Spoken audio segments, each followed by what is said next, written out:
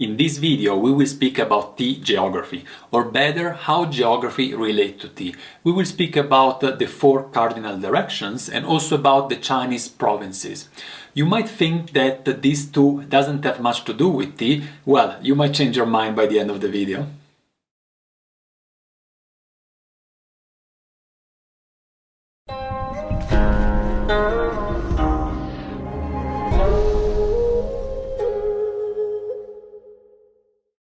Hi guys, this is Gabriele from Nannuoshan, where we share the pleasure of drinking and discovering genuine farm tea. And today we are going to discover together new tea words, new Chinese words that have to do with tea and that will improve your understanding of Chinese tea culture. If you're new in our channel and you're also looking to expand your tea knowledge and brewing skills, then make sure to click on the subscribe button. And if you enjoy watching, don't forget to give us a thumbs up.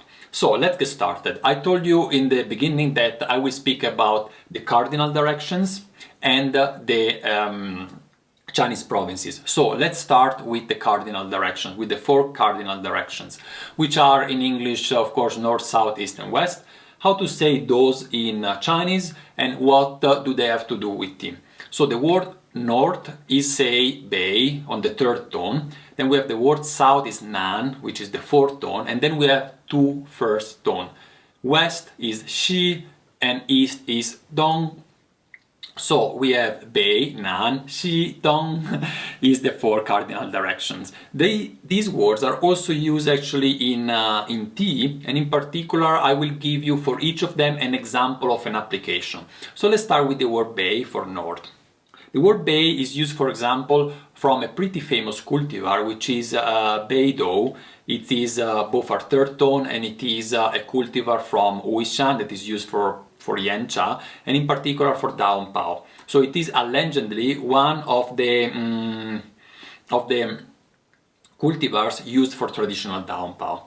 Then we have, but the meaning, what does it mean actually? Bei dou means actually a Big Dipper, the constellation in the North Hemisphere, and in Chinese they have the word north in it, bei dou, because two stars of that constellation point in the direction of the polar star that indicates the north. Alright. Take care, because a very similar word, but not in the third tone, but in the first tone. So not bei, like north, but bei, first tone, means cup, like a cup of tea. One cup of tea is yi bei cha, and you know that because we have already seen in previous video the word yi for one and the word cha for tea. So yi bei cha is one cup of tea. Okay, let's move on and let's have a look at south. So Nan, which is the name of our shop, Nannuoshan, and Nannuoshan, the first character, Nan, is the character for south. Now, the Nannuo mountain has nothing to do with south though, because Nannuo is the transliteration in Chinese of a local Han dialect. Han is the minority that live on Nannuoshan. That means something like bamboo shoot based mountain. So very different meaning.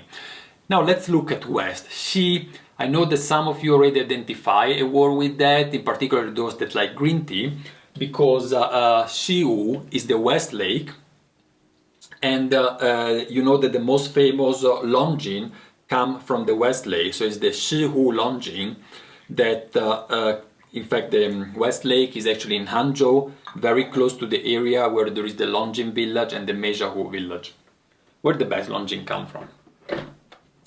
Last but not least, the word east, Dong. So here we have a few possible applications, but let's speak for example about Dongfang Meiren, which is Oriental Beauty, one of the most famous oolong tea from Taiwan. Now, Dongfang means something like in the direction of the east or in the place that is on the east, and then Mei. Mei is a very important word and it means beautiful, nice. And then we have Ren in the second tone rising, which means person. So Mei Ren is a beautiful person, so a beauty. So it's the beauty that comes from the east, so in Oriental beauty. And since actually we are speaking about Dongfang Mei Ren, let me tell you another important word that is related with Oriental beauty, and is Gui Fei, fourth and first tone. Guifei means, actually is the name of a concubine, is the name of a concubine of the emperor, and which is also one of the four beauties of ancient China. And this name, the name of this woman, has been given also to certain tea, including Oriental Beauty. All these teas are teas whose leaves have been bug bitten. They have been bitten by a leaf hopper. Leaf hopper is Zikaden in German and cicale in Italian. So if those leaves are bitten by those leaf hoppers, the tea that you do with those leaves acquire a very particular flavor, very sweet and honey-like. And this is what makes Oriental Beauty so special. Although Oriental Beauty is not the only Guifei tea, but there are also other Guifei tea. Okay, before we move on to the next part actually of the video, I want also to give you some indication to avoid some confusion actually, because the word tong in the first tone have also other meaning in Chinese, and unfortunately one meaning is also used in tea again, and this the word tong in the meaning of winter, which is a different character but is pronounced in the same way. So for example, if we want to remain in Taiwan, we have the tongpian. Tongpian means winter pieces. You might remember the word pian because we had it in the past videos when we have spoken about luangua pian, and we have spoken about the yellow pieces, the huangpian. And pian means pieces, slices, so in these cases tongpian means winter pieces. And they are referring to a specific type of harvest that we have in Taiwan, usually in the month of January, when it is winter. The leaves of the tea plants are not supposed to sprout, but sometime in Taiwan, which has a subtropical climate, you have very warm days and the leaves just start sprouting. And you can use those leaves to produce tea, and those teas are called winter pieces, tongpian. But this is not to be confused with the winter harvest in Taiwan. So winter tea, tongcha, is actually an harvest that takes place in October, November, when actually it's not yet winter, but it's called winter harvest in Taiwan. There is another unfortunately, another meaning of the word tong. This time is in the fourth tone, tong, that means frozen. So if you take the word, the tea that is tong ting, which is fourth tone and third tone, tong ting is a very famous tea also from Taiwan, which means frozen summit. So you see that the word tong has a lot of meaning, unfortunately, but yeah, I hope you will be able to recognize them. And now, before we move to the next topic, we have a tea quiz for you. So I didn't announce that at the beginning of the video, but I want to make a tea quiz in this video. And in this tea quiz, I will give to the first of you that put down in the comment below the right answer a €20 voucher for the Nannuoshan online shop. And the question is, which are the three teas that I like the most? Okay, I have told that to you in previous videos, so if you have been following me for a while, you know which are the three teas that I like the most. If someone asks me which is your favorite tea, I never say only one, but I always list the three that I like the most because I'm not so sure in which order I should put them. Alright, so this is the tea quiz for you. Go ahead and try your luck and maybe you win a voucher. And now we go to the next topic, which is Chinese provinces. So, when we speak about Chinese provinces, is again, you might not see at first the association with tea, but you will see that Chinese provinces are not only related with tea words, but are even related with the cardinal points. So we put everything together. Well, today I don't want to list you all the provinces in China that produce tea. First of all, there are many. Second, those words are not easy to remember. You cannot really do association with other words like I like to do actually in these kind of videos. So with the time you will learn them. But one they want actually, and they don't come very useful actually, because for example the word Zhejiang for the Zhejiang province, I mean, you know that there is a lot of green tea production, but how to apply that? It doesn't come very often, except for the fact that it is a province where we produce tea. But there is another aspect of the Chinese provinces name, is that in China, the provinces have also an abbreviation. Every province has an abbreviation in only one character.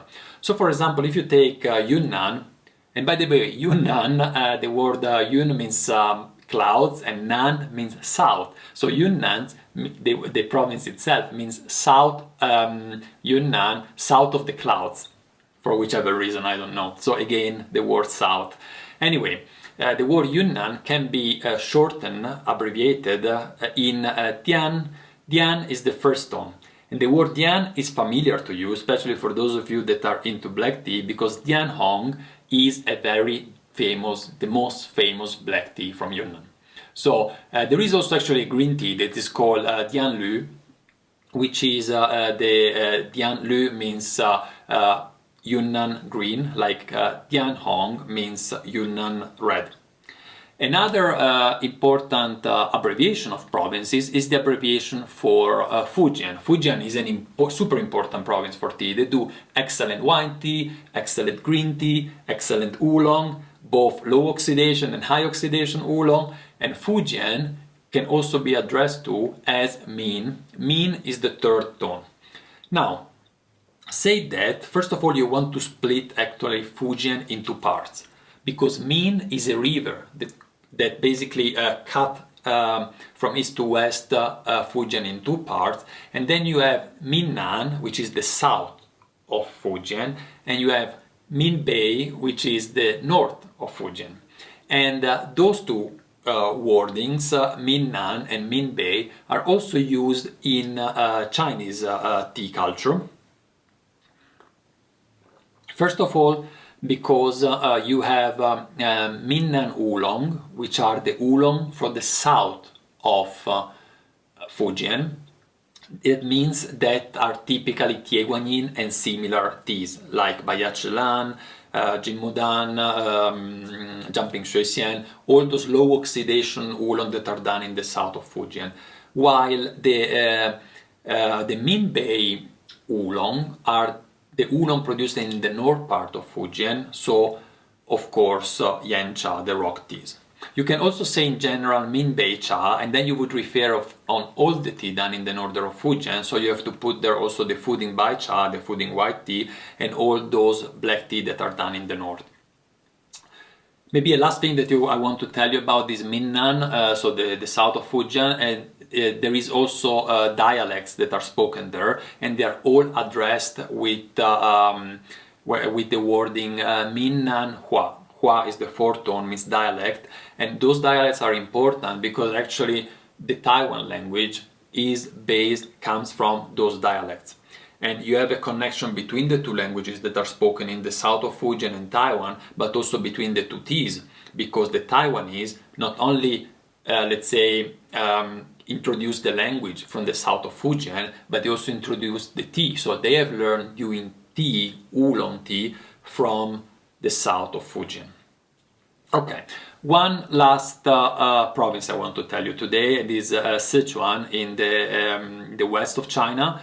Sichuan is also famous for tea, and the shortening for Sichuan, that's easy, it's just the last part of the province name is Chuan, which is the first tone. And Chuan is also used, I mean it's a bit less famous, but you have for example the Chuan Hong, which is the black tea from Sichuan. So Chuan Hong means Sichuan red, so the red tea from Sichuan. And well, you know what, now that we have spoken about the cardinal direction and we've spoken about a few provinces, there is another interesting thing. Before I told you about the West Lake, right? Shiwu, the West Lake for Longjing, Shiwu Longjing. There is another important geographical feature that you want to know, not only lake, which is Hu, second tone, but also the word for river, which is He, also second tone. And now, interestingly, if you combine the word lake and river with the word south and north, you obtain four provinces, the name of four provinces that also produce tea. So if we start from the south to the north, you have Hunan, Hubei, and then you have Henan and Hebei. They are all four provinces, one on top of each other, that are all somehow related to tea. And basically the first two, Hunan and Hubei, means north and south of the lake, and Henan and Hebei means north and south of the river. In particular, it is the Huanghe, which is the Yellow River, one of the largest rivers in the world. All right, and well, if you wonder which teas are actually done there, so you have, for example, in Hunan, the southernmost, you have Junshan Ingen, which is a famous yellow tea. Or if you take, for example, Henan, where I was actually 2 years ago, they have Xinyan Maojian, which is a very famous green tea as well. Okay. So now that I've given a little bit of all this information, I hope that that helps you to connect also the different meanings with the tea culture and all this association. I know is a lot of things to remember, but if you're really into it and maybe even you plan to understand better Chinese culture or even to travel to China, you might want to write things down, and that helps you. And I always try, you know, to connect a bit the different lessons with each other. I hope you have enjoyed this small lesson about Chinese tea lexicon. If you have ideas of words or topics that you would like to know in Chinese, please write that in the comments below. If you're new here, don't forget to subscribe our channel and anyway to give us a thumbs up. Thank you very much, and I will see you at the next video. Bye bye guys.